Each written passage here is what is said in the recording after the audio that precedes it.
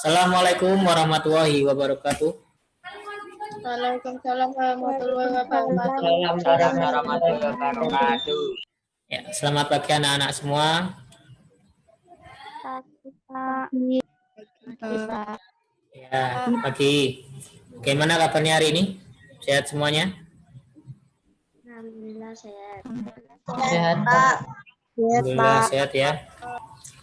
Pak Rahmat juga selalu mendoakan anak-anak semua senantiasa diberikan kesehatan ya. Sebelum pembelajaran kita mulai, marilah kita berdoa menurut agama dan kepercayaan kita masing-masing. Berdoa, silakan.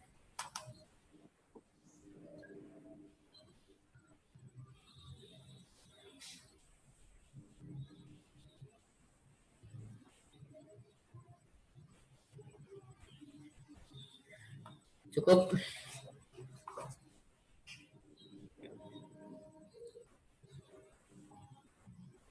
Bentar, Pak Rahmat ada yang bergabung ini.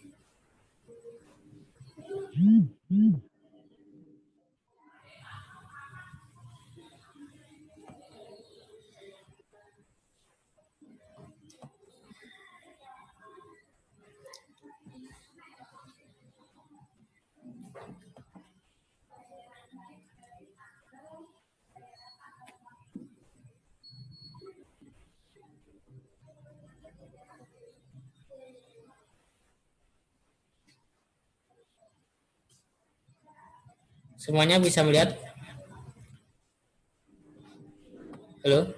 Share-nya Pak Rahmat sudah bisa kelihatan belum? Bisa, Pak. Coba. Kalau kemarin kayaknya itu ya, share-nya Pak Rahmat tidak terlihat ya. Ya, Pak. Nah, kalau misalnya terjadi seperti itu lagi, kamu bisa negur Pak Rahmat, bilang Pak Rahmat, Pak, PowerPoint-nya tidak terlihat seperti itu. Jangan diam aja. Ya. Karena kemarin setelah tak lihat rekamannya, ternyata tidak ada, kosong. Seperti itu. Jadi kalau di layarnya Pak Rahmat ini semuanya kelihatan. Ya, PowerPoint-nya kelihatan, wajahmu juga kelihatan. Tuh. Ya, kita melanjutkan sedikit ya materi yang sebelumnya di 2 minggu yang lalu atau seminggu yang lalu tentang kewajiban sebagai warga negara. Ya, kemarin sudah. Hari ini kita melanjutkan yaitu hak sebagai warga negara. Apa tuh pengertian dari hak dan apa saja yang termasuk hak kamu ya sebagai warga negara, khususnya warga negara di Indonesia. Hak adalah sesuatu yang semestinya diterima atau didapatkan seseorang. Hak warga negara didasari pada sila kedua Pancasila yang berbunyi apa? Sila kedua Pancasila. Kemanusiaan yang adil dan beradab. Kemanusiaan yang adil dan beradab. Salah satu ya contoh dari hak itu tertuang dalam yang namanya pasal-pasal dalam Undang-Undang Dasar 1945. Yang mungkin anak-anak juga sudah pernah membaca ya. Salah satunya yang ada pada pasal 28E ayat 1 UUD 1945. Ada yang tahu isinya apa? Kemarin sebelumnya Pak Rahmat pernah memberikan tugas itu mencari pelaksanaan hak yang ada di dalam Undang-Undang Dasar 1945. Jadi dalam 28E ayat 1 UUD 1945 menjelaskan bahwa tidak ada larangan tertentu kita memeluk agama atau kepercayaan yang ada di Indonesia. Jadi apa? Salah satu hak kita ya sebagai warga negara Indonesia adalah bebas memeluk agama sesuai kepercayaan kita. Agamanya tentu agama yang diakui di Indonesia. Misalnya apa aja agama yang diakui di Indonesia? Di Indonesia ada berapa agama di Indonesia? Sebutkan, ayo. Islam, Islam, Kristen, Katolik, Hindu, Buddha, dan Konghucu. Ya. Kita juga diberi apa? Hak untuk melaksanakan peribadatan atau beribadah sesuai dengan agama kita masing-masing, dan tidak ada seorang pun atau siapapun yang boleh melanggar hak tersebut. Itulah yang dinamakan hak. Nah, di sini disebutkan juga hak-hak lain ya, sebagai yang dimiliki warga negara. Yang pertama ada juga dalam pasal 27 ayat 2, hak atas pekerjaan dan penghidupan yang layak. Jelaskan bahwa tiap warga negara berhak atas pekerjaan dan penghidupan layak bagi kemanusiaan. Selanjutnya, pasal 28A, hak untuk hidup dan mempertahankan kehidupan. Setiap orang berhak untuk hidup serta berhak mempertahankan hidup dan kehidupannya. Hak hidup ini adalah hak yang paling dasar, ya, tercantum dalam HAM, hak asasi manusia. Yuk, jangan ada yang mencoret-coret, minta tolong. Selanjutnya ada juga disebutkan dalam pasal 28B ayat 1, hak untuk membentuk keluarga dan melanjutkan keturunan melalui perkawinan yang sah. Hak atas kelangsungan hidup. Setiap anak berhak atas kelangsungan hidup, tumbuh dan berkembang. Hak untuk mengembangkan diri dan melalui pemenuhan kebutuhan dasarnya, dan berhak mendapat pendidikan. Kemarin sudah kita bahas. Ya, kamu berhak mendapatkan pendidikan selama kamu masih dalam usia pelajar. Berhak mendapatkan pendidikan sampai gratis ya. Kalau di sekolah negeri bisa sampai SMP. Kalau di negeri, tapi kalau kamu masuknya di swasta ya atau mondok harus bayar sendiri seperti itu. Tapi yang jelas negara sudah menjamin itu bahwa kamu harus mendapatkan pendidikan.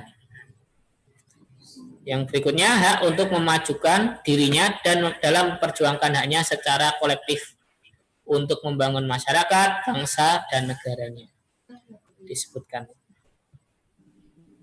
Hak atas pengakuan, jaminan, perlindungan dan kepastian hukum yang adil serta perlakuan yang sama di depan hukum. Pasal 28D ayat 1. Tidak peduli siapapun kamu ya. Mau orang kaya, orang tidak punya ya. Tidak peduli kamu petani ya, tidak peduli kamu pejabat ya. Semua harus mendapatkan pengakuan hukum, jaminan perlindungan hukum ya, dan diperlakukan adil. Nggak boleh yang namanya anak pejabat ya, atau misalnya anak orang kaya kemudian misalnya melakukan suatu pelanggaran tidak mendapatkan hukuman. Tidak bisa seperti itu ya. Kemudian ketika kamu orang tidak punya misalnya melakukan pelanggaran diberikan hukuman yang berat, seperti itu tidak boleh. Kemudian hak untuk mempunyai hak milik pribadi, hak untuk hidup, hak untuk tidak disiksa, hak kemerdekaan pikiran dan hati nurani, hak beragama tadi ya, hak untuk tidak diperbudak, hak untuk diakui sebagai pribadi di hadapan hukum, dan hak untuk tidak dituntut atas dasar hukum yang berlaku, ya, hak asasi manusia yang tidak dapat dikurangi dalam keadaan apapun. Itu ada di dalam pasal 28I ayat 1. Itu ya, semua hak-hak yang tercantum atau yang dicantumkan ke dalam Undang-Undang Dasar 1945. Nah, ini juga hak lain ya yang ada pada masyarakat. Bisa kamu baca sebentar, silakan ya. Hak mendapatkan bantuan, hak mendapatkan ketenangan, hak menggunakan fasilitas-fasilitas umum di masyarakat, seperti yang namanya bis, itu juga fasilitas yang untuk kamu pakai, hak kamu untuk menggunakannya. Hak memperoleh pendidikan, memiliki kedudukan yang sama di hadapan hukum, hak beribadah, memeluk, menjalankan agama, hak atas pekerjaan, hak mendapat pengakuan, perlindungan hukum.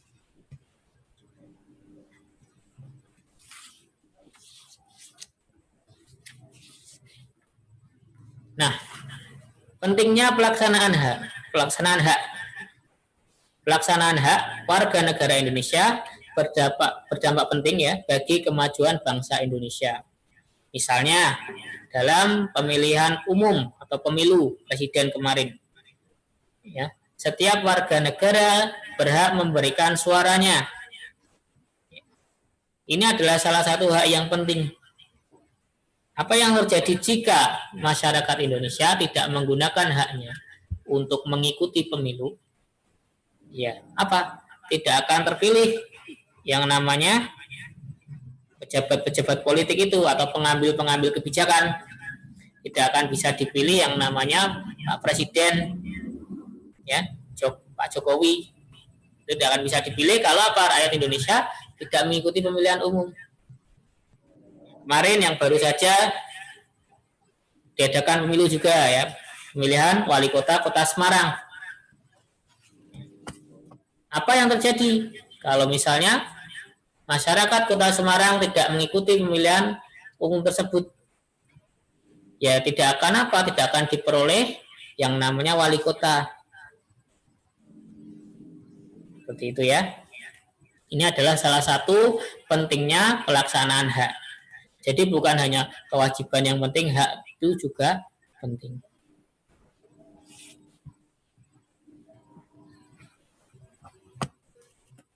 Ya. Yang berikutnya tanggung jawab. Tanggung jawab warga negara. Apa pengertian tanggung jawab? Tanggung jawab adalah kesadaran manusia akan tingkah laku atau perbuatannya yang disengaja ataupun tidak disengaja. Tanggung jawab warga negara diwujudkan dengan melaksanakan hak dan kewajiban sesuai ketentuan yang berlaku. Ketentuan yang berlaku di mana? Ya di dalam Undang-Undang Dasar 1945. Ya, di sana di dalam undang-undang itu semua ada diatur. Bagaimana kamu bersikap, bagaimana kamu bertindak yang baik. Itu.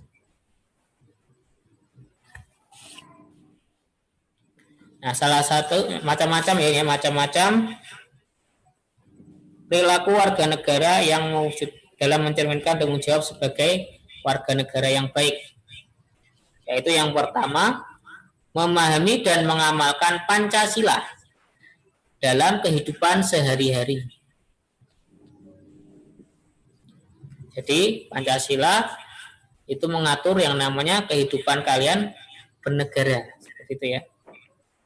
Yang kedua, menjaga dan memelihara nama baik bangsa dan negara di mata dunia internasional sebagai bangsa dan negara yang merdeka, berdaulat, berperadaban, dan bermartabat. Ya, kamu sebagai warga negara Indonesia punya tanggung jawab, yaitu apa? Menjaga nama baik Indonesia. Jangan sampai kamu menjelek-jelekan nama Indonesia. Kalau perlu bahkan apa? Menampilkan sesuatu yang bisa membuat orang lain itu bangga atau terkagum-kagum dengan bangsa Indonesia. Misalnya, kamu menampilkan yang namanya batik. Kamu pergi jalan-jalan, misalnya ke luar negeri. Ke luar negeri kan kamu akan bertemu dengan macam-macam orang.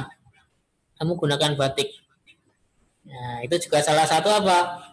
Memelihara dan menjaga nama baik bangsa. Bahkan mengenalkan budaya bangsa ya ke orang asing. Itu.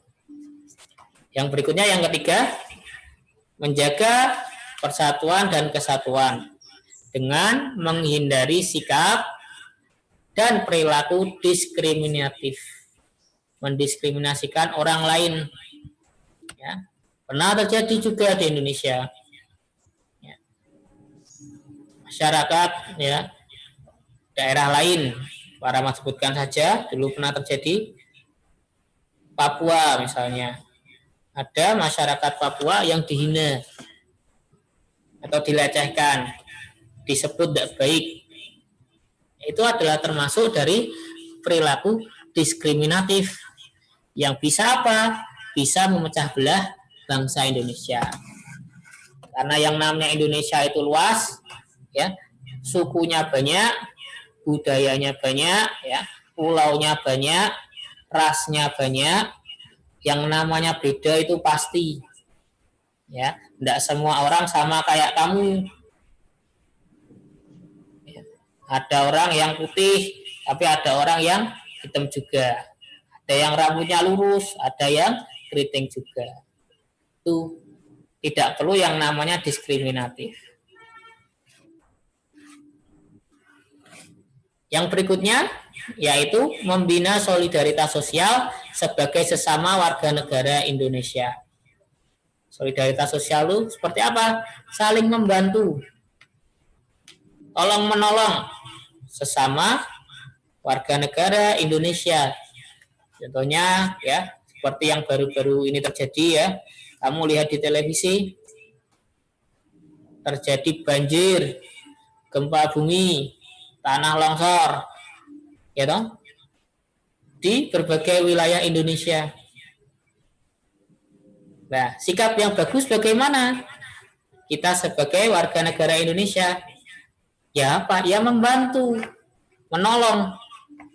Jika kalian bisa datang ke sana langsung, ya langsung datang ke sana. Kalau tidak bisa, ya bantu dengan cara lain. Misalnya apa? Memberikan bantuan berupa sumbangan, ya baik dalam bentuk uang maupun materi, benda seperti itu, beras misalnya, ya, kebutuhan pokok. Ya. Nah kalau tidak bisa juga Pak, ya wis berdoa saja, semoga saudara-saudara kita ya yang terkena musibah itu segera apa kesulitannya segera diangkat, ya semoga bencana tersebut segera berakhir. Nah, ini adalah salah satu bentuk solidaritas sosial, saling tolong menolong. Yang berikutnya, yang kelima, yaitu meningkatkan wawasan kebangsaan agar senantiasa terbina rasa paham dan semangat kebangsaan pada setiap diri warga negara. Gitu ya. Ini adalah bentuk-bentuk tanggung jawabmu ya yang harusnya kamu lakukan ya sebagai warga negara Indonesia. Kita sudah selesai berarti materi tentang hak, kewajiban dan tanggung jawab sebagai warga negara Indonesia. Ini adalah materi PKN ya di tema 6 ini. Seperti itu. Lanjut. Kita melanjutkan materi yang kemarin, yang baru saja kemarin kita bahas, yaitu tentang pubertas.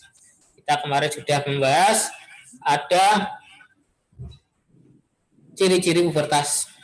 Ada ciri-ciri primer, ya, ada yang sekunder juga. Itu adalah ciri-ciri fisiknya atau ciri-ciri yang nampak bisa kita lihat. Ya. Kenapa yang namanya masa remaja, masa pubertas itu disebut sebagai masa sulit? Ya, di sini akan dibahas ya, ada banyak gambar-gambar, kamu bisa lihat ya. Bentar, tinggal 10 menit. Pak Rahmat kirimkan link absen.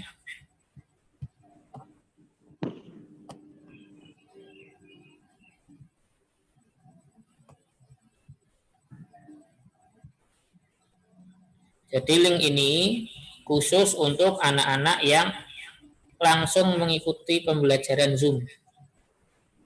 Ya. Nanti yang tidak ikut absennya melalui link YouTube. Kalau kamu sudah absen di link Zoom, ya sudah, tidak usah absen di YouTube, cukup di Zoom aja. Itu ya, sudah bisa dilihat semuanya. Pak Rahmat beri waktu 1 menit. Daerah hilang. Kok. Menang. Ya, menang. Bicara. Ya, menang. Bancaan toh, bancaan. Sudah?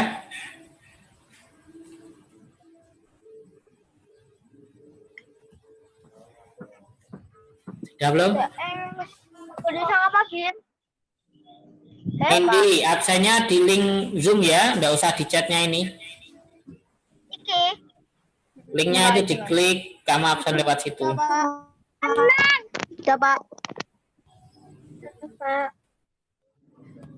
Ales Lute, santai ke dewe Lute. Saya gue ales tak kayak bener. Ya Allah, entos, rak mangan, Yo letter. Hari Rifari.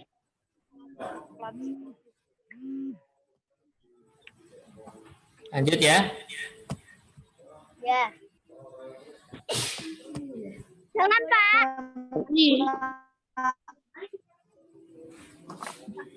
Udah, mic-nya dimatikan semuanya. Ya, udah. Pada masa pubertas atau masa remaja, ya, di sini biasanya remaja akan mulai menyampaikan kebebasannya dan haknya untuk mengemukakan pendapatnya sendiri. Contoh ya, yang ini di gambar. Ada kadang demo seperti itu. Nenek-nenek gue kuas ya.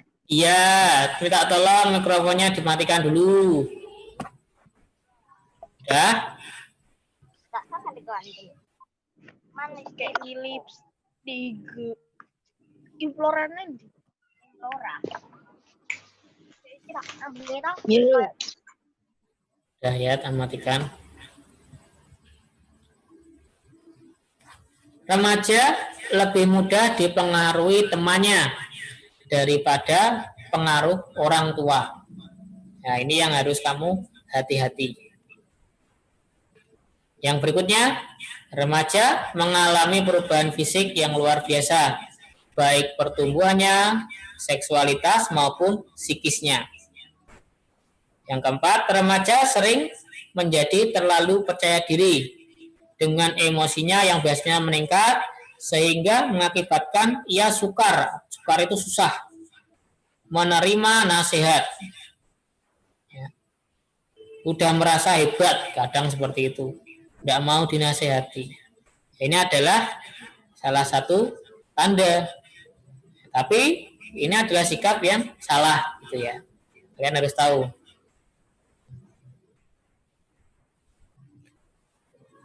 Perkembangan psikis remaja. Masa remaja merupakan masa yang penuh gejolak. Ini berdasarkan penelitian ya. Pada masa ini, mood itu bisa berubah dengan cepat, perasaan. Bisa kadang tiba-tiba senang luar biasa. Tapi kadang bisa juga sedih luar biasa.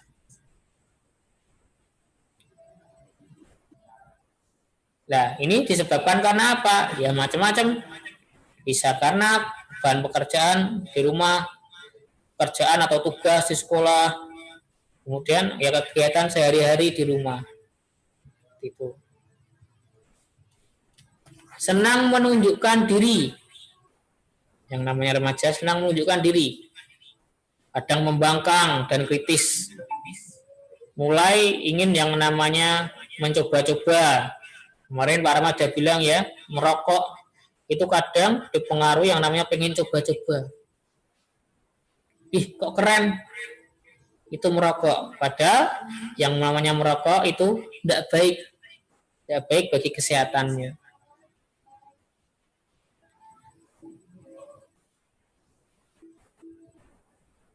Mulai yang namanya memperhatikan penampilan. Nah, mulai mengenal gaya-gayaan. Sudah kamu lihat pasti ya di antara teman-temanmu. Mudah merasa jenuh. Mudah merasa jenuh. Gampang bosan.